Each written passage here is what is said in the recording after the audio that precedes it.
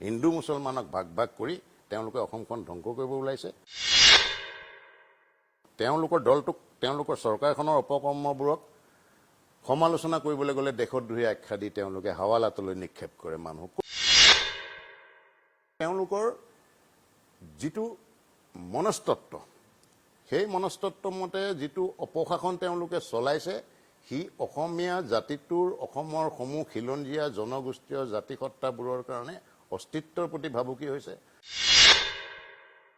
কংগ্ৰেছৰ অপশাসনৰো আদি অন্ত নাই 15 বছৰ তৰুণ গগৈৰ দিনত তাৰ পূৰ্বে হিতেশ্বৰৰ দিনত মই 70 দশকলৈকে সেইখিনি বাদ দিলো কংগ্ৰেছ দলটোৱে ব্ৰহ্মপুত্ৰ উপত্যকাত কাৰ বিৰোধ কৰিছে বৰাক উপত্যকাত সুস্মিতা দেৱ আৰু আপোনাৰ পুৰকাষ্ট সাহেব তেওঁলোকে উল্টা স্থিতিত হৈছিলে একেটা দল নহয় জানো তো দুখন মুখ কেনেকৈ হয় কালিলৈ কি কয় তিনিখন মুখ হ'বগে অসম জাতীয় পৰিষদ আৰু ৰাইজৰ দল এই দুইটা কংগ্লমেৰেশ্যন দুইটা ছত্ৰ অনাগত মাহবোৰত পৰস্পৰে পৰস্পৰৰ লগত বহি এইটো ঠিক কৰিবলৈ বাধ্য হ'ব কাৰণ ই ৰাইজৰ দাবী first front it is not a third front মই আগৰে পৰা এই কথাটো কৈ আছো late us build up a first front বোলো ৰাইজ এই যে দুটকীয়া চাউল দিছে ৰন্ধন গেছৰ চিলিণ্ডাৰৰ ছাবচিডি দিছে বেংকে যে একাউণ্ট দিছে 2000 টকা এই নৰেন্দ্ৰ মোদী অমিত শ্বাহ সৰ্বানন্দ সোণোৱাল হিমন্ত বিশ্ব এওঁলোকে প্ৰত্যেক প্ৰপাৰ্টি বিক্ৰী কৰি পেলাই দিছে নেকি দল বাগৰাটো জানে আপুনি কোনে দল বাগৰাই ফুৰিছিল দল বাগৰাত সিদ্ধহস্ত মানুহৰ কোন আপোনালোকে জানে গতিকে সেইটো ৰাজনীতি আমাৰ জানিবলৈ দৰকাৰ নাই এটা কথা তেখেতে জনা উচিত যে আঞ্চলিক পলিটিকেল পাৰ্টিটো যদি মেৰুদণ্ড পোন কিছুমান এমএলএ থাকে নহয় বিজেপি হাতখন এই নাদা তাদা কৰি পেলাই হাতখন ষ্টেটত ৰুল কৰিব নোৱাৰিলেহেঁতেন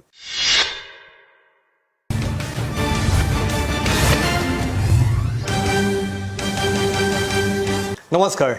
মাই নিউজ এনিৰ বিশেষ অনুষ্ঠান পলিটিকাৰ মাজলৈ মই প্ৰণয় বৰদলৈ আপোনালোকক জনাইছোঁ স্বাগতম আজিৰ পলিটিকাৰ এজন বিশেষ ব্যক্তি আপোনালোকে তেখেতক চিনি পায় তেখেত হৈছে গুৱাহাটী উচ্চ ন্যায়ালয়ৰ বিশিষ্ট অধিবক্তা তথা ইতিমধ্যে ৰাইজৰ দল বুলি দল ইতিমধ্যে গঠন হৈছে এই কৃষক মুক্তি আৰু শত্ৰুতা জনগোষ্ঠীয় সংগঠনৰ বেনাৰত এই দলটোৰ লগত ইতিমধ্যে যিটো দল চামিল হৈছে সংযুক্ত আঞ্চলিক দল সেই সংযুক্ত আঞ্চলিক দলৰ সভাপতি অৰূপ বৰবৰা ডাঙৰীয়া মই পুনেৰে আপোনাক স্বাগতম জনাইছোঁ আমি দেখিছোঁ যে আপুনি আঞ্চলিকতাবাদৰ সপক্ষে আজি নহয় সুদীৰ্ঘকাল ধৰি মাত মাতি আহিছে আপুনি বিভিন্ন বিষয়ত অসমৰ স্বাৰ্থ ৰক্ষাৰ বাবে আপুনি মাত মাতি আহিছে কিন্তু মোৰ এটা কথা জানিব মন যায় আপুনি হ'ল অসমৰ এজন সুযোগ্য মুখ্যমন্ত্ৰী গোলাপ বৰবৰাৰ সন্তান গোলাপ বৰপুত্ৰ আৰু আপোনাৰ ঘৰত আপুনি হয়তো শৈশৱৰ পৰাই আপুনি ৰাজনীতিত এটা পৰিৱেশ পাইছিলে কিন্তু মই বাকী প্ৰশ্নলৈ যোৱাৰ আগতে এই কথা জানিব মন গৈছে যে হঠাৎ অৰূপ বৰবৰা ৰাজনীতিত তৎপৰ হৈছে আজি ইমান দিনে আপুনি অসমৰ বিষয়লৈ আলোচনা কৰি আছে বিভিন্ন প্ৰসংগত মাত মাতি আহিছে কিন্তু ৰাজনীতিত প্ৰত্যক্ষ ৰাজনীতিত জড়িত হোৱা নাছিল হঠাৎ কিয় তৎপৰ হৈ পৰিছে কি ক'ব আপুনি বিষয়ে কিছুমান কথা সময়মতে যায় কেতিয়াবা বহুত কম বয়সতে মানুহ ৰাজনীতিলৈ আহে কেতিয়াবা কিছু পৈণত বয়সতো ৰাজনীতিলৈ আহে ইয়াৰ নিদৰ্শন ভাৰতবৰ্ষ আৰু অসমত অনেক আছে এইটো কথা ঠিকেই যে মই স্কুলীয়া দিনৰে পৰাই মই ভাষা আন্দোলন কৰিছোঁ দ্বিতীয় ৰিফাইনেৰী আন্দোলনটোতো মই জড়িত হৈছিলোঁ অসম আন্দোলনত মই জড়িত হৈছিলোঁ তাৰ উপৰিও অসমখনত প্ৰায় বিগত 4 দশক ধৰি বিভিন্ন ইছ্যু জাতিটোক চুই যোৱা ইছ্যুক লৈ মই মাত মাতিছোঁ অৰাজনৈতিক সংগঠনবোৰে যিবোৰ কাৰ্যসূচী লয় সেইবোৰত মই অংশগ্ৰহণ কৰি আহিছোঁ প্ৰতিবাদী সভালৈ গৈছোঁ গণ অৱস্থানত বহিছোঁ ইত্যাদি কৰি আহিছোঁ কিন্তু যিটো নিজস্ব মোৰ আঞ্চলিকতাবাদী ভাৱধাৰা সেইটো কৰিবলৈ যাওঁতে মই জাতীয়তাবাদী ভাৱধাৰাটোৰ কথা ক'বলৈ গ'লে মই কিন্তু এটা কথা কওঁ যে মই চৌভিনিষ্ট ভাৱধাৰাটোৰ মই বিৰোধী চৌভিনিষ্ট হ'ব নালাগে এটা উদাৰ জাতীয়তাবাদ হ'ব লাগে উদাৰ মানে আপোচ কৰা নহয় আপোচবিহীন হৈ থাকিও আপুনি এটা ইনক্লুচিভ উদাৰশীল জাতীয়তাবাদ কৰিব পাৰে প্ৰগতিশীল জাতীয়তাবাদ কৰিব পাৰে মই সেইটোতহে পূৰ্বৰে পৰা বিশ্বাসী হয় আৰু মই আপোনাক এইটো সুধি বুজিছোঁ আপুনি কৈছোঁ যে আপুনি গোলাপ বৰবৰাৰ সন্তান আৰু গোলাপ বৰবৰাই সেই সময়ত মুখ্যমন্ত্ৰী দায়িত্ব লৈছিল যি সময়ত দেশে এটা কলা শাসনৰ মাজেদি পাৰ হৈছিল তাৰ পৰৱৰ্তী কালছোৱাত তেখেতে আমাৰ ৰাজ্যখনৰ মুখ্যমন্ত্ৰী দায়িত্বভাৰ গ্ৰহণ কৰিছিলে আৰু গোলাপ বৰুৱা সকলোৱে জানে এজন সমাজবাদী অতি চিধা মানুহ এজন বুলি সকলোৱে জানে গতিকে সেই ৰাজনীতিকৰ আপুনি সন্তান গতিকে তেওঁৰ উত্তৰাধিকাৰীৰ ভিতৰত ৰাজনীতি আপোনাৰ তেজত আছে নেকি নহয় কেতিয়াবা ধৰক ঘৰৰ কেইবাটাও সন্তানৰ ভিতৰত আটাইবোৰ ৰাজনীতিলৈ নাযায় এজন বা দুজন যাব পাৰে আপুনি চাই ল'ব ৰাজনৈতিক পৰিয়ালবোৰ চাই ল'ব আৰু এইটোতো পৰিয়ালকেন্দ্ৰিকতাৰ কথাই নাই এই ক্ষেত্ৰত দেউতা প্ৰকৃততে হয় মুখ্যমন্ত্ৰী আছিল কিন্তু মোৰ দৃষ্টিত আজিও মই সদায়ে এইটো কওঁ যে মোৰ দৃষ্টিত তেখেত এজন আছিল ট্ৰেড ইউনিয়নিষ্ট প্ৰকৃততে ট্ৰেড ইউনিয়নিষ্ট আছিলে ব্ৰিটিছৰ শাসনকালৰ পৰা তেখেতে ট্ৰেড ইউনিয়ন কৰিছে অজস্ৰবাৰ জেললৈ গৈছে আৰু যিটো ইন্দিৰা গান্ধীৰ চৰিয়াচাৰী ইমাৰ্জেঞ্চি আছিলে সেইটোতো তেওঁ প্ৰায় অনেক মাহ ধৰি maintenance of internet security actor আণ্ডাৰত অধীনস্থ হৈ আছিল আৰু মুখ্যমন্ত্ৰী হিচাপে তেখেত কিমান সৎ আছিল নিকা আছিল সেইবোৰ ৰাইজে জানে মই মোৰ নিজৰ পিতৃ হিচাপে সেইবোৰৰ বিষয়ে ক'বলৈ এতিয়া মই নাযাওঁ তো আপোনালোকেও জানে সংবাদ মহলেও জানে এটা কথা ঠিক মোৰ দেৰি হৈছে কিন্তু মই এটা বস্তু মোক দেউতাই সুধিছিল যে তুমি ৰাজনীতিলেতো হৈ আহিছে তোমাৰ লাহে লাহে বয়স কেতিয়া যাবা মই বোলো মই কোনটো ৰাজনীতি কৰিম আপোনালোকৰতো জনতা পাৰ্টিটো নাই আজিকালি ৰাজনীতি কৰিবলৈ ছ'চিয়েলিষ্ট যিটো অসমত মই কংগ্ৰেছ কৰিব নোৱাৰোঁ মই এইটো এজিপিও মই কৰিব নোৱাৰোঁ তেতিয়া এজিপিয়ে মানুহে আজিৰ দৰে ইমান লেলে চেচেও কৰা নাছিলে সেইটো মোক বোধকৰো 2004-05 চনমানত এবাৰ তেখেতে সুধিছিল যে I wanted to see you in politics in good politics তেতিয়া মই সেই উত্তৰটো দিছিলোঁ কিন্তু এই সময়ৰ সোঁতত যেতিয়া অসমৰ অস্তিত্বক লৈ বিভিন্ন কথা কাণ্ডত মই জড়িত হৈ পৰিলোঁ অন্য ধৰণে লিখা মেলা কৰিছোঁ ইছ্যুবোৰৰ ওপৰত মোৰ বিশ্লেষণ মত দাঙি ধৰিছোঁ তাৰপিছতে মই সিদ্ধান্ত ল'লোঁ যে মই যদি ৰাজনৈতিক দল কোনোবা এটাত জড়িত হ'ব লাগে তেতিয়াহ'লে সেইটো অগত্যাই এটা আঞ্চলিক ৰাজনৈতিক দল হ'ব লাগিব আৰু সেইকাৰণে বোধ কৰোঁ এইটো সময়ৰো আহ্বান মোৰ বিবেকৰো তাৰণা এই হাতে পাছে মিলি পেলাই এই 2000 চনত মই জীৱনত মই প্ৰায় অহা বছৰ 40 বছৰ ওকালতিও হ'ব মোৰ বোধ কৰে এটা ৰাজনৈতিক দললৈ আহিলোঁ মই সাধাৰণভাৱে কাম কৰি যাম বুলি ভাবিছিলোঁ কিন্তু ৰাইজে দলটোৰ মোৰ সভাপতিত্ব দায়িত্ব অৰ্পণ কৰিলে আৰু মোৰ সেইকাৰণে অলপমান দায়িত্ব বাঢ়ি গৈছিল এতিয়া আপুনি তেজপুৰত এখন ৰাজনৈতিক অভিৱৰ্তন পাতি তাত সংযুক্ত আঞ্চলিক দলৰ জন্ম দিলে আপোনাৰ নিচিনা একে ভাৱাদৰ্শৰ ভালেকেইগৰাকী অসমৰ বিশিষ্ট ব্যক্তি মিলিত হৈছিল কিন্তু হঠাৎ আপোনাৰ এই পলিটি কি হ'ল যে আপোনাৰ কৃষক মুক্তিৰ আৰু অন্যান্য শত্ৰুতা সংগঠনৰ উদ্যোগত যিটো দল হ'বলৈ গ'ল ৰাইজৰ দল আপোনালোকৰ দলটো ভূমিষ্ঠ হৈছিলে মাত্ৰ চামিলকৰণৰ পথত নিলে কিয় নিলে কি কথা মই দুটামান কথা কৈ ল'ব লাগিব তেজপুৰত যিটো দল হৈছিল সেইটো প্ৰকৃততে এই যে যোৱা মাহ 1, 2, 3, 4 মাহত যিটো ধামখুমীয়া হৈছে সেই ধামখুমীয়াত দেখাক দেখিও দল কৰা নাই বা দল এটা হোৱা নাছিলে যিটো সংযুক্ত আঞ্চলিক দল দৰাচলতে পৰিক্ৰমাটো আৰম্ভ হৈছিলে 19 মে 2019 চনত এখন অধিৱেশন হৈছিলে এটা আমাৰ মঞ্চ তৈয়াৰ হৈছিল তাতে এটা সিদ্ধান্ত লোৱা হৈছিল যে যিহেতু অসমৰ অন্যতম সৰ্ববৃহৎ আঞ্চলিক দল 85 ছবছৰীয়া আন্দোলনৰ পিছত ৰাইজে যথেষ্ট আস্থাৰে এই দলটো গঢ়ি তুলিছিল সেই দলটোৱে কিন্তু কালক্ৰমত নিজৰ আঞ্চলিকতাবাদী চৰিত্ৰ ত্যাগ কৰিছে তেওঁলোকে অন্য সাম্প্ৰদায়িক শক্তিৰ সাম্প্ৰদায়িক ৰাজনৈতিক দলৰ লেজুত ধৰিবলৈ গৈছে আৰু কেৱল সিয়ে নহয় তেওঁলোকৰ জনপ্ৰতিনিধিয়ে সাংসদত কাখনৰ পৰ্যন্ত সপক্ষে ভোট দিছে তেতিয়া এইটো ভোট কৰা হ'ল যে প্ৰকৃত এটা আপোচহীন সেইকাৰণে আপোচ শব্দটো আহিছে ইয়াত প্ৰকৃত আপোচহীন নিকা ভাৱমূৰ্তিৰ ইনক্লুচিভ ছেকুলাৰ এটা আঞ্চলিকতাবাদী দলৰ প্ৰয়োজন আৰু সেইটোৰে গৈ 26খন জিলাৰ প্ৰতিনিধি আৰু আমাৰ যিটো মঞ্চৰ বিভিন্ন ঠাইৰ অসমৰ শদিয়াৰ পৰা ধুবুৰীৰ পৰা আনকি বৰাক ভেলীৰ পৰা অহা জিলা প্ৰতিনিধিসকলৰ উপস্থিতিত এই সংযুক্ত আঞ্চলিক দলটো গঠন কৰা হ'ল তাৰ যিটো পতাকাখনৰ আৰ্হি তৈয়াৰ কৰিছিলে জানু বৰুৱা ডাঙৰীয়াই তেখেত সৃষ্টিশীল মানুহ এখন নীলা আকাশত 7টা সূৰ্য এইটো আছিলে তেওঁৰ থিম আপোনাৰ এইটো ক'ৰবাত ওলাইছে প্ৰকাশ হৈছে আৰু সেই অধিৱেশনতে মোক আটাই মই কৈছিলোঁ যে মোতকৈ উপযুক্ত মানুহ আছে যদি তেওঁ সভাপতি পাতক কিন্তু মোকেই সভাপতি কৰিলে আৰু মোৰ ওপৰত দায়িত্বভাৰ আহি গ'ল অহাৰ পিছত আমাৰ দলটোৰ কাম কাজ আৰম্ভ হ'ল সভ্যভৰ্তিকৰণ আৰম্ভ হ'ল জিলা সমিতিবোৰৰ লগত গঠন প্ৰক্ৰিয়ালৈ কথা হ'ল আমাৰ ইলেকশ্যন কমিশ্যন অফ ইণ্ডিয়াৰ ওচৰত পঞ্জীয়নৰ কাৰণে আমাৰ আবেদন দাখিল হ'ল সেইটো কনচিডাৰেশ্যনত আছে যিকোনো মুহূৰ্তত দিবও পাৰে সেইবোৰ অজস্ৰ ফৰ্মেলিটি আছে মানে এটা নিৰ্দিষ্ট সময়সীমা থাকে তাৰ ভিতৰত এপ্লাই কৰিব লাগে পঞ্জীয়ন হ'বৰ কাৰণে ৰেজিষ্টাৰ্ড সেইবোৰো কৰা হ'ল কিন্তু শেহতীয়াকৈ যেতিয়া অসমৰ চাৰিওফালে সময়ৰ সোঁতত সময়ৰ এটা আহ্বান আমি দেখা পালোঁ আৰু ৰাইজৰ এটা কাটৰ অনুৰোধো আমি দেখা পালোঁ যে আঞ্চলিকতাবাদী যিবোৰ দল আছে সেইবোৰ ঐক্যবদ্ধভাৱে আগন্তুক নিৰ্বাচনত অৱতীৰ্ণ হ'ব লাগে এটা কথা মই কৈ থওঁ যে দল এটা আমি যিটো দল কৰিছিলোঁ সেইটো 21ৰ নিৰ্বাচনটো লাগিবই সেইটো দেৱালৰ লিখন সময়ৰ আহ্বান কিন্তু এটা দল হ'লে it has to B A দল for all time to come সেইটো কিন্তু আমি পাহৰিব নালাগে আজি মানে সেইটো কোনেও পাহৰা উচিত নহয় তাৰপিছত আমি দেখিলোঁ যে ইফালে সদৌ অসম ছাত্ৰ সন্থাৰ উদ্যোগত এই বহুতে এই কথাবোৰ মানে অলপমান নমেনক্লেচাৰটো ভুল কৰে যে ছাত্ৰ সন্থাই দল এটা খুলি দিলে বা কৃষক মুক্তিয়ে যোৱাকালি দল এটা খুলি দিলে সেইটো নহয় ছাত্ৰ সন্থাই ইফালে উদ্যোগত তেওঁলোকে এখন পৰামৰ্শদাতা সমিতি এটা দলৰ নাম দিলে দলটো আপোনালোকে জানে যে নৱেম্বৰত হ'বগৈ আৰু সেই দলটোৰ সমান্তৰালভাৱে কৃষক মুক্তিয়ে তেওঁলোকক আহিবলৈ বিচাৰিছিল কিবা কিবি তেওঁলোকৰ কমিউনিকেশ্যন গেপ হ'ল সেইটো বাৰু মই ক'বলৈ নাযাওঁ আজি কিবা গেপ আছে কাইলৈ নাথাকিব পাৰে গতিকে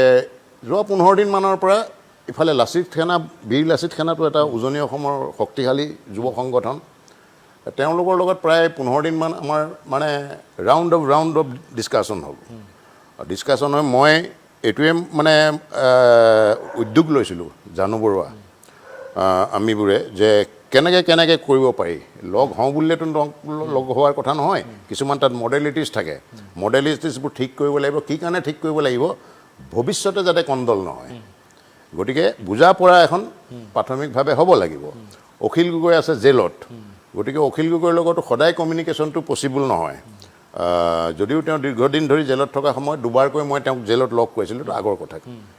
এই শেহতীয়াকৈ নহয় এতিয়া তেওঁ হস্পিটেলত আছে বোধ কৰোঁ তেওঁৰ হৈ পেলাই তেওঁৰ সহকৰ্মীসকলে যোগাযোগ কৰি ফিডবেক আনিছে কিবা কিবি সেইধৰণে এটা লৈ কালি এইটো দৰাচলতে কৃষক মুক্তিয়ে লঞ্চ কৰা দল বুলি ক'লে টেকনিকেলি ভুল কথা কোৱা হ'ব এইটো কৃষক মুক্তি সংযুক্ত আঞ্চলিকতাবাদী সুৰক্ষা দল সংযুক্ত আঞ্চলিক দল আৰু বীৰ লাচিত সেনা এই তিনিটা সত্তা মন কৰিব এটা অৰাজনৈতিক সংগঠন কালি মই প্ৰেছ কনফাৰেন্সখনতো এইটো কৈছোঁ যে বহুতে এই বস্তুটো ভুল নুবুজে যাতে যে কৃষক মুক্তিটো কনভাৰ্ট হৈ পেলাই এটা দল হৈছে কালি ৰাইজৰ দলটো বা বীৰ লাচিত সেনাটো কনভাৰ্ট হৈ পেলাই হৈছে এই অসমৰ জাতীয় স্বাৰ্থত কিন্তু এই নন পলিটিকেল যিবোৰ যুৱ ছাত্ৰৰ অৰ্গেনাইজেশ্যন আছে সদৌ অসম ছাত্ৰ সন্থাটো এটা জাতীয় সংগঠন নন পলিটিকেল কৃষক মুক্তি ইপিনে বীৰ লাচিত সেনা যুৱ ছাত্ৰ পৰিষদ মইতো কওঁ যে এইকেইটাই নিজৰ অৰাজনৈতিক চৰিত্ৰ বৰ্তাই ৰাখি ভৱিষ্যতলৈকে এটা জাতীয় সংগঠন প্ৰতিবাদী জাতীয় সংগঠন অসমৰ স্বাৰ্থত এইটো বাঞ্ছনীয় গতিকে কথাটো হৈছে যে উদ্যোগটো তেওঁলোকে লৈছে বুজিলোঁ তাৰপিছত আপোনালোকৰ এই পলিটি কি হ'ল যে সংযুক্ত আঞ্চলিক দলৰ স্বকীয় সত্তা বাদ দি এই দলটো একত্ৰিত হ'বলৈ চামিল হ'বলৈ মই যিটো আমি যিটো সময়ৰ যিটো আহ্বান সেই আহ্বানটো আমি লক্ষ্য কৰিছিলোঁ যে বৰ্তমানৰ সময়ে এইটোৱে কৈছে যে সমভাৱাপন্ন আঞ্চলিকতাবাদী দলবোৰ একলগ হোৱাটো সময়ৰ আহ্বান এতিয়া এই মুহূৰ্তত আপোনালোকে কি অনুভৱ কৰিছে যে বৰ্তমানৰ বিজেপি চৰকাৰ যিখন আছে সোণোৱাল চৰকাৰ সেইখন চৰকাৰ আঁতৰিব লাগে অসমত এখন আঞ্চলিকতাবাদী চৰকাৰ লাগে আপোনাৰ কি উপলব্ধি কি কাৰণত আপুনি এই উপলব্ধি হৈছে বা এই চৰকাৰখন যাব লাগে নহয় এই বিজেপিৰ চৰকাৰখন হৈছে যোৱা 5 বছৰ যিখন চৰকাৰ চলিলে আৰু ক'বলৈ গ'লে দিল্লীত যিখন বিজেপিৰ চৰকাৰ আছে NDA চৰকাৰ এখন আছে এইবোৰ দেশকৈ এওঁলোকে সাম্প্ৰদায়িকভাৱে হিন্দুত্ব সৰ্বস্ব নীতিৰে এটা খুব সাম্প্ৰদায়িক দৃষ্টিভংগীৰে কমিউনেলি দেশখনক আৰু অসমততো বিশেষকৈ বিদেশী নাগৰিকৰ ক্ষেত্ৰৰ গইনা লৈ পেলাই বিদেশী নাগৰিকবোৰক ৰক্ষণাবেক্ষণ দিয়াৰ কাৰণে ৰিহেবিলিটেশ্যন দিয়াৰ কাৰণে হিন্দু মুছলমানক ভাগ কৰি তেওঁলোকে অসমখন ধ্বংস কৰিব ওলাইছে তাৰোপৰি তেওঁলোকৰ যিটো স্বেচ্ছাচাৰী ৰূপ মানুহক যিটো গেগিং বুলি কয় ডিঙিত টেপি ধৰে কথা ক'বলৈ গ'লে মানে দেশদ্ৰোহীতা তেওঁলোকৰ দলটোক তেওঁলোকৰ চৰকাৰখনৰ অপকৰ্মবোৰক সমালোচনা কৰিবলৈ গ'লে দেশদ্ৰোহী আখ্যা দি তেওঁলোকে হাৱালাতলৈ নিক্ষেপ কৰে মানুহক কৰিছে আপোনাক দেখিছে অখিল গগৈ জ্বলন্ত উদাহৰণ। অখিল গগৈকে আপোনাৰ কেব আন্দোলনৰ সময়ত এবাৰ দেশত দুহিতাৰ গোচৰত নিক্ষেপ কৰিছিলে, ডক্টৰ হীৰেণ গোহাঁইক নিক্ষেপ কৰিছিলে। মই এণ্টিচিপেটৰী বেল উলিয়াইছিলোঁ অধিবক্তা হিচাপে হাইকোৰ্টত, অগ্ৰিম জামিন লৈছিলোঁ। গতিকে তাৰ উপৰিও তেওঁলোকৰ যিটো মনস্তত্ব, সেই মনস্তত্ব মতে যিটো অপশাসন তেওঁলোকে চলাইছে, সি অসমীয়া জাতিটোৰ, অসমৰ সমূহ খিলঞ্জীয়া জনগোষ্ঠীয় জাতিসত্তাবোৰৰ কাৰণে অস্তিত্বৰ প্ৰতি ভাবুকি হৈছে, ভাষাৰ প্ৰতি ভাবুকি হৈছে, সংস্কৃতিৰ প্ৰতি ভাবুকি হৈছে। আমাৰ খনিজ আৰু বনজ সম্পদৰ লুণ্ঠনৰ কাৰণে তেওঁলোকে কৰ্পৰেট এইবোৰ গোটাই দি পেলাই যিটো অৱস্থা কৰিছে, এই অৱস্থাটো কৰাৰ পিছত আৰু আমি সেই বিজেপি উৎখাত কৰিব নালাগে বুলি কোনো ক'ব নোৱাৰোঁ। তাৰ পূৰ্বসূৰী যিখন চৰকাৰ আছিল, তৰুণ গগৈ চৰকাৰ, সেইখন চৰকাৰৰ বিৰুদ্ধে আপোনালোকে মুকলি সমালোচনা কৰিছিলে। অবভিয়াছলি কৰিছিলোঁ, আৰু এতিয়াও আছে। এইটো নহয় যে, সেইকাৰণে আমি কৈছোঁ যে বিজেপি আৰু যেনেকৈ RS সাম্প্ৰদায়িক দল, আমি বদৰুদ্দিন আজমলৰ দলটোৱে যিটো পূৰ্বে গোলাম আজময়ানীয়ে UMF নাম দি চলাইছিল,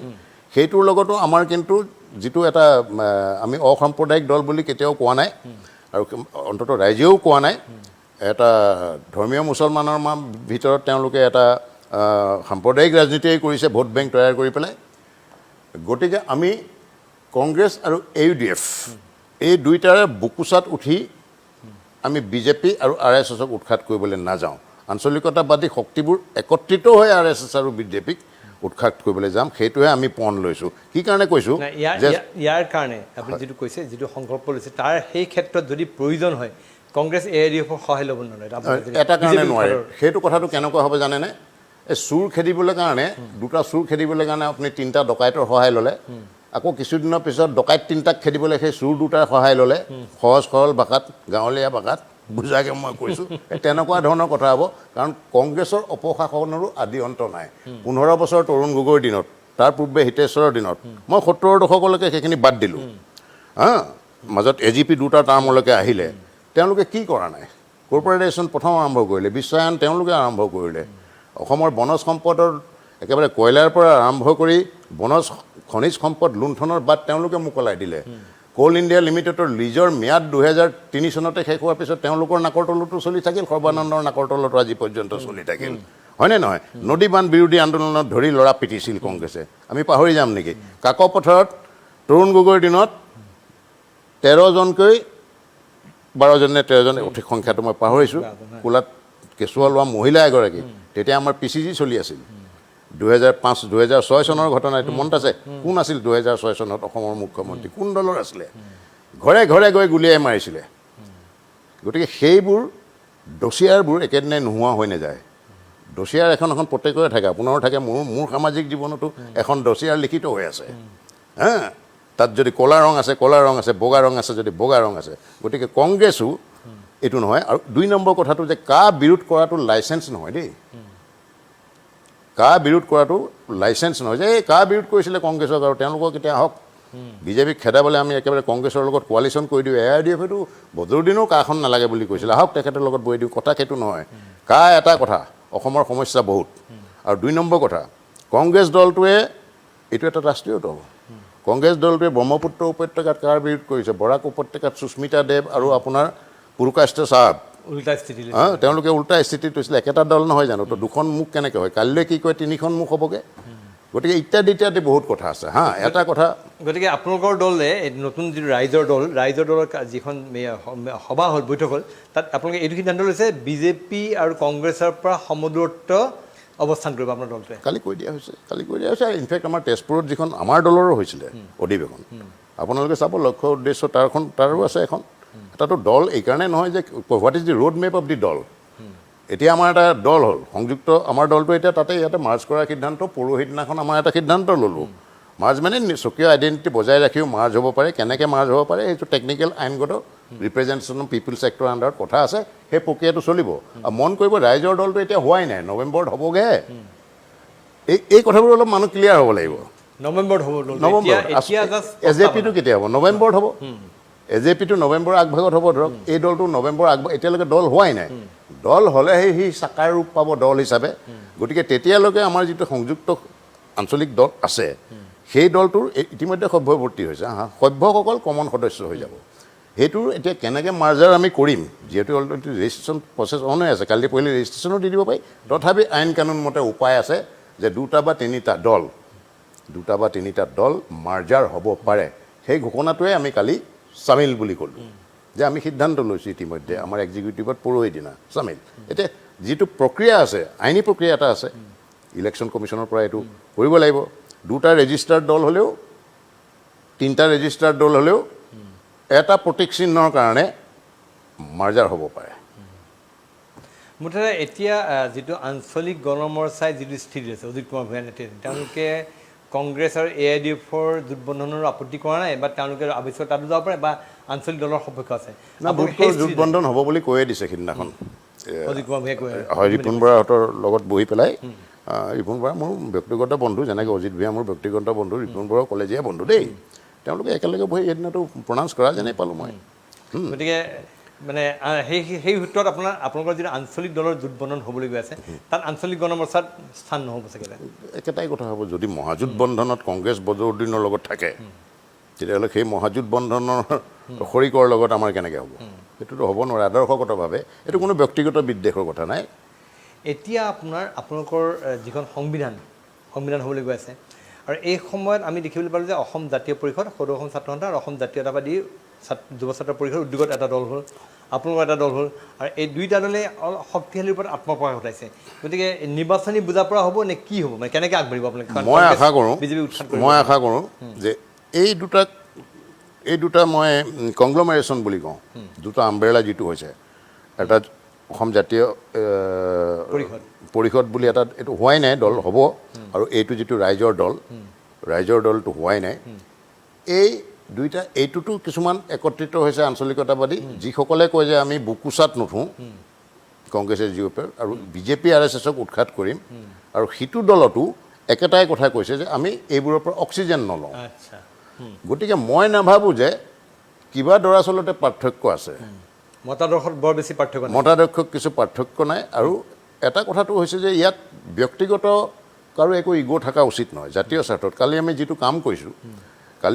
যে আমি এটা দল হোৱা স্বত্বেও যে ক'লোঁ, মই মানে এনেকুৱা মনোভাৱ হ'ব নালাগিব যে মই এটা দল আছোঁ আৰু মই সভাপতি, মই এইটো দল লৈ থাকিম, সেইটো কথা নহয়। জাতীয় স্বাৰ্থত এইটো কথা হ'ব লাগিব। আৰু মই আৰম্ভণিৰ পৰা বৰ্ডলৈ মই এটা কথা কৈ আহিছোঁ, যিদিনাখন আমাৰ দলটো তেজপুৰৰ অধিৱেশনত জন্ম হৈছিল, সেইদিনাও কৈছোঁ, আৰু একেটা বাক্যকে মই যোৱাকালি ৰাইজৰ দলত যেতিয়া আমি চামিল হোৱাৰ ঘোষণা কৰিলোঁ, সেইদিনাও কৈছোঁ যে ব্যক্তিগতভাৱে আপুনি মই ৰাজনীতিলৈ কিয় আহিলোঁ বুলিও প্ৰশ্নটো কৰিছিলে, তাৰ লগত এইটো সংগতিপূৰ্ণ কথা হ'ব যে ব্যক্তিগতভাৱে মই এই দলটোৰ পৰা কি পাম, সেইটোতকৈ এই দলটোক কি দিম আৰু দলটোৰ জৰিয়তে অসমক কি দিম, সেইটোক লৈহে আজি মানসিকভাৱে আৰু হৃদয়ৰ পৰা অধিক চিন্তাশীল। এতিয়া আপোনালোকৰ এই ৰাইজৰ দলৰ ফালৰ পৰা এনেকুৱা আহ্বান যাব নেকি যে সকলো আঞ্চলিক দল একত্ৰিত হ'বলৈ এটা মঞ্চত, এনেকুৱা আহ্বান থাকিব? নিশ্চয় যাব। কাৰণ এটা কথা চাওক, এতিয়া আপুনি এইফালে আমি AJPৰ কথা কৈ আছোঁ, আৰু আমাৰ ৰাইজৰ দলৰ কথা কৈছোঁ। এনেকুৱাতো হ'ব পাৰে অসমৰ কোনোবা ঠাইত একেবাৰে লোকেলাইজ হিচাপত 2000-3000 মানুহে এই প্ৰকৃত আঞ্চলিকতাবাদৰে ধ্বজা এখন বৈ লৈ গৈ আছে ধৰক, সেই তেনেকুৱা লোকেলাইজ ভিত্তিত যদি কোনোবা ক্ষুদ্ৰ আঞ্চলিক সত্তা আছে, তেওঁলোককো আমি আঁকোৱালি ল'ব লাগিব। আৰু জনগোষ্ঠীয় সংগঠনবোৰৰ ইতিমধ্যে এটা নিজৰ স্বকীয় আছে, সেইটোও আঞ্চলিক, সেইটো আপোচবিহীন আঞ্চলিক বুলিয়েই মই কওঁ। সেই জনগোষ্ঠীয় সংগঠনবোৰৰ বা জনগোষ্ঠীয় যদি ৰাজনৈতিক দলো আছে, তেওঁলোকৰ লগতো আমাৰ কথা বাৰ্তা নিশ্চয় চলিব লাগিব। কাৰণ কথাটো হৈছে এটা যে ইনক্লুচিভ শব্দটো মুখেলৈ আনিলে নহ'ব, যদি আমি কামে কাজে এক্সক্লুচিভিটিটো ৰক্ষা কৰোঁ নিজৰ দল সংগঠনৰ। গতিকে মই ভাবোঁ, আৰু মোৰ দৃঢ় বিশ্বাস, অসম জাতীয় পৰিষদ আৰু ৰাইজৰ দল, এই 2টা কংগ্লমেৰেশ্যন, 2টা ছত্ৰ অনাগত মাহবোৰত পৰস্পৰৰ লগত বহি এইটো ঠিক কৰিবলৈ বাধ্য হ'ব। কাৰণ ই ৰাইজৰ দাবী যে আপোনালোক একত্ৰিত হওক, আপোনালোক একত্ৰিত হৈ আপোনালোকে এই অপৰাজনৈতিক শক্তিবোৰক উৎখাত কৰক। আপুনি ভাবেনে যে BJPৰ নিচিনা এটা কেডাৰ ভিত্তিক দল, তেওঁলোকে দাবী কৰিছে তেওঁলোকৰ দল কেডাৰ ভিত্তিক দল, আৰু বিগত 5টা বছৰ তেওঁলোকে শাসনত আছে, ঠিক কংগ্ৰেছৰো সাংগঠনিক শক্তি যথেষ্টখিনি আছে, আৰু শেহতীয়াকৈ কা বিৰোধী স্থিতি গ্ৰহণৰ পাছত কংগ্ৰেছেও তেওঁলোকৰ শক্তি জলসিং ঘূৰাই আনিছে আৰু এতিয়া বিশেষকৈ AIDF ফলত তেওঁলোকৰ একত্ৰিতভাৱে যুঁজ দিয়াৰ বা মহাজোঁটবন্ধন হোৱাৰ লগে লগে তেওঁলোকে কিছু পৰিমাণে বহুবিলাক অঞ্চলত তেওঁলোকৰ জনসমৰ্থন বৃদ্ধি পাব পাৰে মানে এনে পৰিপ্ৰেক্ষিতত এই আঞ্চলিক শক্তিৰ কংগ্লমাৰেশ্যন বুলি আপুনি ক'ব বিচাৰিছে যে আঞ্চলিক শক্তিসমূহ একত্ৰিত হৈ এই দুই বৃহৎ শক্তি উৎখাত কৰিবলৈ সক্ষম হ'বনে আপোনাৰ মই ভাবোঁ এটা কথা ঠিক আপুনি যিটো কথা কৈছে ধনে জনে আপুনি নোৱাৰে এই পলিটিকেল পাৰ্টিটো এই যিকেইটা একত্ৰিত আঞ্চলিক শক্তিটো হৈছে আমাকতো আম্বানী আদানীয়ে পইচা দিবলৈ নাযায় আমি ৰাইজৰ একেবাৰে সামান্য অৰিহণাৰ পৰা মধ্যবিত্তৰ অৰিহণাৰ পৰা নিম্নবৰ্গৰ অৰিহণাৰ পৰা যিখিনি পাওঁ সেইখিনিয়ে কৰিব লাগিব আৰু আমাৰ পলিটিক্সটো এই অৰ্থ বলত কৰা পলিটিক্স নহয় গুণ্ডাগিৰিৰ বলত যেনেকৈ বিহাৰ ইউ পিবোৰত পলিটিক্স নচলে জানো সেইটো হৈছে অপৰাজনৈতিক অপনিৰ্বাচনিক কেম্পেইন আৰু এটা মূল্যবোধৰ ৰাজনীতিত আমি বিশ্বাসী আমি সেইটোহে আমি কৰিবলৈ বিচাৰিম আৰু 2 নম্বৰ কথাটো হ'ল আপুনি যিটো কৈছে যে এই মহাজোঁটবন্ধনৰ লগত এনেকৈ বিজেপি আছে কংগ্ৰেছ আছে মই ভাবোঁ যে সম্ভৱ সন্মিলিত আঞ্চলিক দলবোৰ একত্ৰিত হ'লে এইটো সম্ভৱ কি কাৰণে সম্ভৱ আমাৰ ইয়াত যিটো ব্যৱস্থাত নিৰ্বাচন হয় সেইটো মেজৰিটেৰিয়ান ইলেক্টৰেল ছিষ্টেম বুলি কয় প্ৰপৰ্চনেট ইলেক্টৰেল ছিষ্টেম পৃথিৱীৰ বিশ্বৰ বিভিন্ন প্ৰান্তৰ কিছুমান দেশত আছে মেজৰিটেৰিয়ান ইলেক্টৰেল ছিষ্টেমটোক কি বুলি কয় FPP first pass the post অৰ্থাৎ ইয়াত 28% শতকৰা ভোট লাভ কৰিও একোটা দল বা এটা এলায়েন্স ক্ষমতালৈ আহিব পাৰে আৰু ইয়াৰ যথেষ্ট নিদৰ্শন আছে গতিকে সেই সূত্ৰে ধৰক এতিয়া বিজেপি দলটোৱে যোৱাবাৰ কিমান 34% ভোট পাইছিলে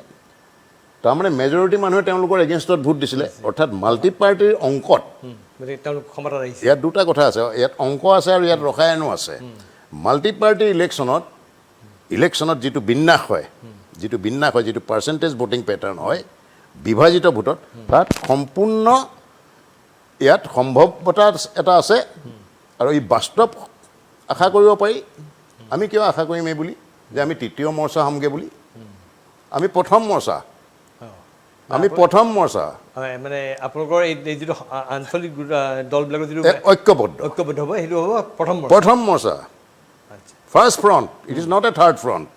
মই আগৰে পৰা এই কথাটো কৈ আছোঁ let us build up a first front তৃতীয় মৰ্চা শব্দটো মই ভাল নাপাওঁ প্ৰথম মৰ্চা আমাৰ এতিয়া আপোনাৰ এই প্ৰথম মৰ্চাত আপোনাৰ দীৰ্ঘকালৰ বন্ধু অজিত কুমাৰ ভূঞা নেতৃত্বাধীন আনিবলৈ চেষ্টা কৰিব নোৱাৰে কাৰণ এই আঞ্চলিক মাজত কেইবাটাও ৰাজনৈতিক দল আছে সৰু সৰু আঞ্চলিক দল কেইবাটাও আছে গতিকে সেই শক্তিটোক আনিবলৈ চেষ্টা কৰিব নোৱাৰে এইটো কথা যে মৰ্চাটোৱে যদি কয় যে নাই আমি এটা আজি ৰাইজৰ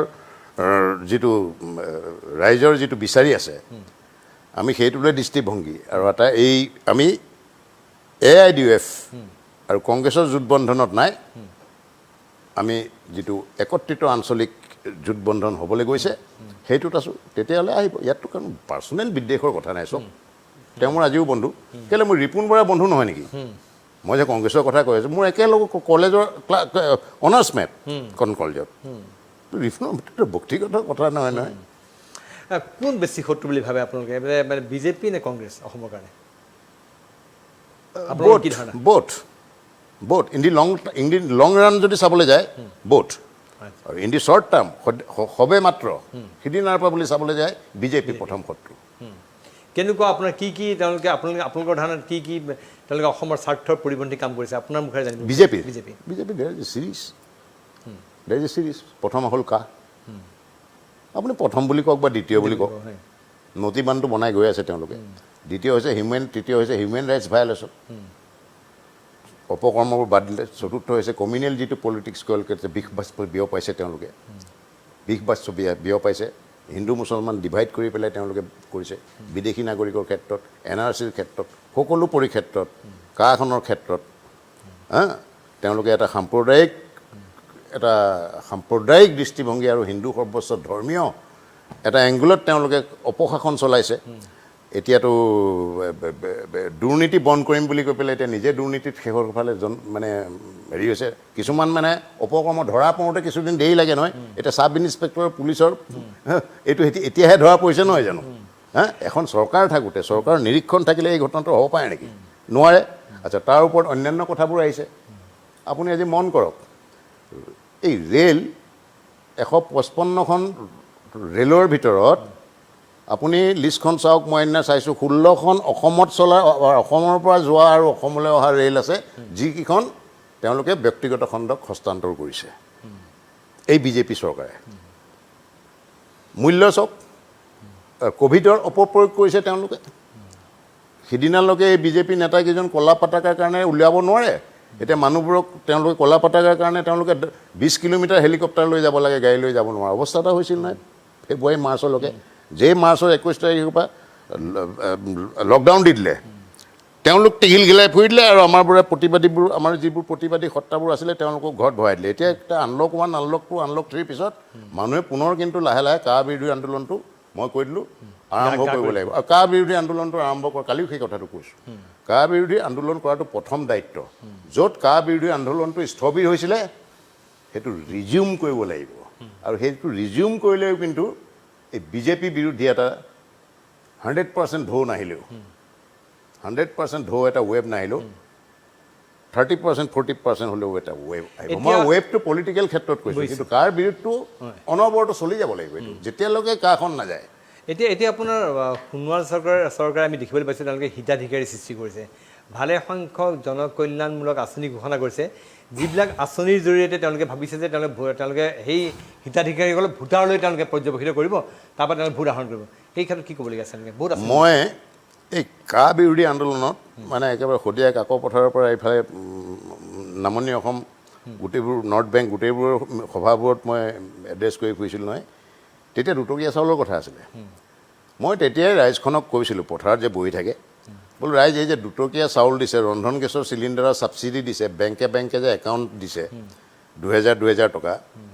এই নৰেন্দ্ৰ মোদী অমিত শ্বাহ সৰ্বানন্দ সোণোৱাল হিমন্ত বিশ্ব এওঁলোকে প্ৰত্যেক প্ৰপাৰ্টি বিক্ৰী কৰি পেলাই দিছে নেকি আপোনাৰ মোৰ টেক্সৰ পইচা কৰ কাটলৰ পইচা দিছে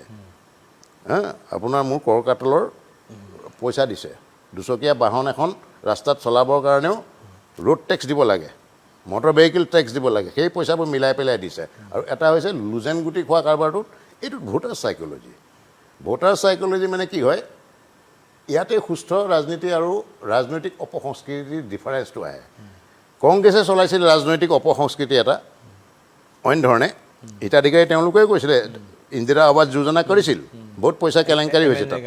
বহুত পইচা পাতি কেলেংকাৰী হৈছে তাত এওঁলোকেও হিতাধিকাৰী কৰিছে লুজেন গুটি খোৱাৰ দৰে এটা কথা হিতাধিকাৰী কৰি পেলাই তেওঁলোকে কিটো কাম কৰিছে হিতাধিকাৰী আঁচনি হ'বই লাগিব এখন ৱেলফেয়াৰ ষ্টেটত জনকল্যাণমূলক দেশ ৱেলফেয়াৰ ষ্টেটত মানুহে পানী যোগান আঁচনিটো আপুনি নাভাবেনে যে হিতাধিকাৰী সেই হিতাধিকাৰী ভোটাৰলৈ পৰ্যবেক্ষিত হ'ব এনেকুৱা তেওঁলোকৰ যি ধাৰণা কৰিছে যে এনেকৈ আঁচনি ঘোষণা কৰিম ৰাইজক আমি আমাৰ ফালে লৈ ল'ম কিছু মানুহে ব্যক্তিৰ স্বাৰ্থত গ'লেও কিন্তু সামগ্ৰিক স্বাৰ্থত আমাৰ গাঁৱৰ এই ধৰক 3জনী ছোৱালী 2 লাখে সোণ দিলে কিবা এটা সোণ দিয়া প্ৰগ্ৰেম আছিল নহয় বিয়া বাৰু কৰিলে 2জনীক দিলে গাঁওবাসীয়েতো এইটোও চাব যে গাঁৱৰ পৰা ওলাই যোৱা দলংখন দেখোন ভঙা ইঘৰৰ এঘৰৰ বোলে এটোলা লোকেল MLA-টোৱে আহি দি গ'ল আৰু দেখিবলৈ পাইছোঁ আপোনাৰ ডক্টৰ হিমন্ত বিশ্ব শৰ্মা এই চৰকাৰৰ এজন অন্যতম মন্ত্ৰী তেওঁ যোৱাকালি যথেষ্ট কটাক্ষ কৰিছে আপোনালোকৰ দলটোক আৰু তাত তেওঁলোকে কৈছে যে আপোনালোকে ৰাজনীতিৰ অ ক খ নাজানে আৰু কৈছে গোটেই বস্তু EVM-ত হ'ব নহয় এটা কথা EVM-ত হ'ব এই যে দল বাগৰৰ ৰাজনীতিৰ অ ক খ আমি নাজানো সেইটো তেওঁৱে জানিব অভ্যস্ত দল বাগৰৰ ৰাজনীতি আৰু এই যে অপৰাজনীতিৰ অ ক খটো তেওঁৱে জানিব বিজেপিত অসমত শুনক বিজেপি অসমত অসমখনতহে সংখ্যাগৰিষ্ঠতা পাইছে মেঘালয় অৰুণাচল মণিপুৰ এইবোৰত পাইছিল নেকি কেনেকৈ পাইছিল দল বাগৰাটো জানে আপুনি কোনে দল বাগৰাই ফুৰিছিল দল বাগৰাত সিদ্ধহস্ত মানুহৰ কোন আপোনালোকে জানে গতিকে সেইটো ৰাজনীতি আমাৰ জানিবলৈ দৰকাৰ নাই এটা কথা তেখেতে জনা উচিত যে আঞ্চলিক পলিটিকেল পাৰ্টিটো যদি মেৰুদণ্ডপূৰ্ণ কিছুমান MLA থাকে নহয় বিজেপিয়ে 7খন এই নাদা কৰি পেলাই 7খন ষ্টেটত ৰুল কৰিব নোৱাৰিলেহেঁতেন এই AGPৰ MLA কেইজনৰ দৰে মেৰুদণ্ডহীন কিছুমান MLA থকাৰ কাৰণেহে মণিপুৰত মেঘালয়ত অৰুণাচলত তেওঁলোকে সেই জেগাত চৰকাৰ বনাব পাৰিছে আজি এটা কথা মন কৰকচোন অগপৰ যদি 15জন MLA 2018 চনত কেবখনৰ বিৰুদ্ধে এইটো ৱাৰ্ণিং দিলে এইটো কোৱেশ্যন কৰি দিলেহেঁতেন যদি মনমোহন সিং অমিত শ্বাহক আই এম চৰি নৰেন্দ্ৰ মোদী অমিত শ্বাহক যে খবৰদাৰ কেবখন ইয়াত নানিব, আনিলে অহা মাহৰ 1 তাৰিখৰ পৰা আমি MLA 15জনে এন মাছ ৰেজিগনেশ্যন দিম। বোধকৰো 7বাৰ ভাবিলেহেঁতেন কেবখন আনিবৰ কাৰণে, কাৰণ অসমখনক বাদ দি নৰ্থ ইষ্টত বিজেপিৰ তেওঁলোকে জানে, অসমখনত বিজেপি লাগিবই তেওঁলোকক। গতিকে এই কথাবোৰ এনেকুৱা, আৰু এই যে কি বুলি কয় আপুনি ইটিকিং কৰা, অমুক কৰা, তমুক কৰা, মই এইটো ৰাজনীতিত বৰ মানে বিশ্বাসী নহয়। আৰু মই ভাবোঁ যে আমাৰ যিটো দল হ'ব, এই ইটিকিং টিটিকিঙতকৈও আচল কথাত যাব লাগিব, গুৰিৰ কথাত যাব লাগিব, আৰু নীতি আদৰ্শগতৰ ক্ষেত্ৰত হ'ব লাগিব। এটা সময়ত আপোনাৰ পলিটিক্সটো কেনেকুৱা আছিলে 70ৰ দশকলৈ, ভাবিলে বেয়া লাগে, আপুনি জানে 70ৰ দশকলৈকে বৈৰী দল সংগঠনৰ কেণ্ডিডেটত একেটা সমষ্টিত প্ৰতিদ্বন্দ্বীজনক বা 2জন চিফ মিনিষ্টাৰ কেণ্ডিডেট কোনো ডিটাৰেণ্ট শব্দ কোৱা নাছিলে, কোনো ডিফেমেটৰী কথাত তেওঁ পৰস্পৰ একেলগে নিৰ্বাচনী প্ৰচাৰ চলাইছিল নকয়, ব্যক্তিগত গালি গালাজ, এই কুৎসা ৰটনা, ব্যংগ, টিটকাৰী এইবোৰ নচলে। আদৰ্শৰ ওপৰত কথা কয়, যিটো দল চৰকাৰত আছে তেওঁলোকৰ কাম কাজ কিয় বেয়া হৈছে 5 বছৰত, কি তেওঁলোকে কৰিব পৰা নাই, কি বিফলতা হৈছে, সেইবোৰ বিষয়ে এটেক কৰিব। কিন্তু এই টিটকাৰী কথাবোৰ পিছলৈ আহিছে, আৰু টিটকাৰী পিছলৈ অহা মানে যিমানেই এই অপৰাজনৈতিক অভ্যস্ত ল'ৰাবোৰ ৰাজনীতিলৈ আহিব বা মানুহবোৰ ৰাজনীতিলৈ আহিব, এই ৰাজনৈতিক অপসংস্কৃতিৰ যিটো নিৰ্বাচনী প্ৰচাৰ, সেইবোৰ চলিবলৈ বাধ্য। আমি সেইটোত বিশ্বাসী নহয়, আৰু মই ব্যক্তিগতভাৱে বিশ্বাসী নহয়। Come and argue with me with facts and figures, যুক্তি আৰু তৰ্কৰ খাতিৰত হ'ব লাগিব। এতিয়া আপোনালোকৰ যিটো দল, ৰাইজৰ দলৰ যেতিয়া আপোনালোকে নিৰ্বাচনী প্ৰতিদ্বন্দ্বিতাত অৱতীৰ্ণ হ'ব, এই দলটোৰ প্ৰজেক্টেড আপোনাৰ চিফ মিনিষ্টাৰ বুলি নকওঁ, দলনেতা অখিল গগৈ হ'ব নেকি? এই কথা এতিয়ালৈকে হোৱা নাই, সেইবোৰ কোনো কথাই হোৱা নাই।